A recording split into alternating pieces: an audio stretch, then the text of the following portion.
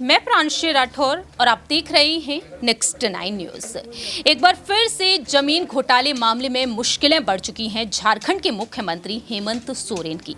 हेमंत सोरेन को जिस तरह से 10 समन भेजे गए, लेकिन अब तक वह ईडी के सामने पेश तक नहीं हुए हैं। ऐसे में दावे किए जा रहे हैं कि अब हेमंत सोरेन ईडी के सामने पेश होंगे कहीं ना कहीं, और ऐसे में कहीं ना कहीं उन्हें गिरफ्तार किया जा सकता है। और दूसरी ही तरफ यहाँ पर सवाल खड़े होते हैं मुख्यमंत्री पद को लेकर कि आखिरकार मुख्यमंत्री किससे बनाया जा सकता है।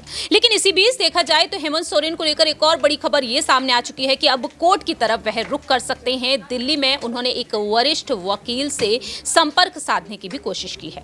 इसी को लेकर सवाल लेना चाहेंगे हमारे सहयोगी अमन जी से कि आखिरकार वह इस पर क्या कुछ कहना चाहेंगे। जिस तरीके से हेमंत सोरेन को लेकर अटकलें और कयास तेज हो चुके हैं कि हेमंत सोरेन कहीं ना कहीं अब आने वाले समय में कोर्ट की तरफ रुख कर सकते हैं।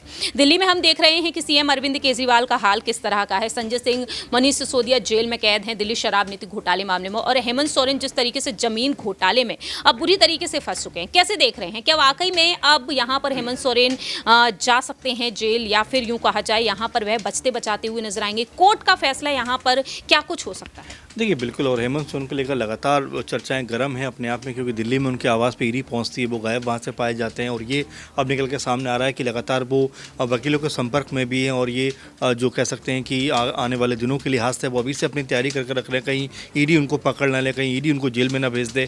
क्योंकि लगातार ये कहा जा रहा है कि जिस तरह से उन्होंने 8-9 समन का जिस तरह से अनदेखी की है, उसकी एवज में अब ईडी उनको जो सलाखों के पीछे भेज सकती है। और ऐसे में वो पहले से ही कानूनी सलाह ले रहे हैं ताकि इससे बच सके। लेकिन फिलहाल पूरे मामले पर अगर गौर किया जाए तो नज़रिया आता है कि दिल्ली के जो सीएम अरविंद केजरीवाल वो भी कुछ ऐसा ही करते हैं कि 4-5 सीएम उनको ही भेज जाते हैं, समन भेज जाते हैं, लेकिन वो फिर भी उनका कोई ना तो कोई ढंग से जवाब देते हैं और ना ईडी के सामने पेश होते हैं। तो यही चीज़ लगातार नज़र आ रही है कि क्या जो ईडी है वो विपक्षी नेताओं के ऊपर, खासकर जो दोनों मुख्यमंत्री इनके ऊपर कोई कड़ा एक्शन कर सकती है, क्या इनको उठाकर जेल के अंदर बंद कर सकती है, जैसा कि लगातार अरविंद केजरीवाल भी यही बात कह रहे हैं। और लगातार जेएमएम की तरफ से भी बात निकल कर सामने आ रही है। यही वजह है कि लगातार रांची में भी जो जेएमएम है उनकी मीटिंग चल रही है, ताकि किसी भी स्थिति में जो अगर कहा जाए कि निपटने के लिए कोई प्लान अगर तैयार करना हो तो उसको तैयार किया जा सके, और अगला मुख्यमंत्री अगर किसी को बनाने की बारी हो तो उसके ऊपर जो है कोई एक फैसला आ सके। तो अभी कई सारे इसमें कह सकते हैं कि अपडेट आने बाकी हैं, क्योंकि 31 तारीख को कहा जा रहा है कि हेमंत सोरेन ईडी के सामने पेश हो सकते हैं, या ईडी